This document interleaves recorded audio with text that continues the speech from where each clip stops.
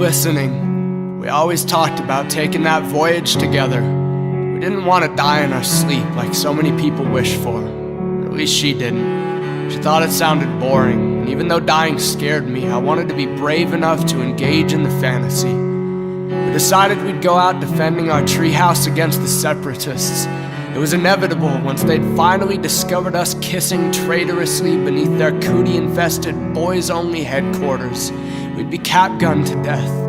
She thought it was romantic, like Romeo and Juliet, she'd say. And I'd say okay, but wonder like I always do if anyone's actually heard that story.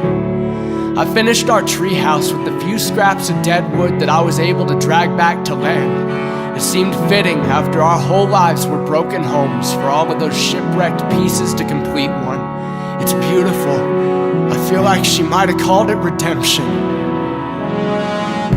For a split second, as I watched the last of her craft fall beneath the surface of the water, I thought that we are all only stones in the ocean, and maybe it didn't matter that much whether we lived or died, but she was right about taking thoughts captive. I am lonely, and I can't reconcile loneliness with meaninglessness because, like beauty, it leaves me wanting for more. She is still a decision that floats out like debris on ripples that began at her stone's throw. You were a mountain to me. Your earthquake leaves me trembling, and I long beyond your beauty, past your breaking and out into whoever is responsible for your new beginning.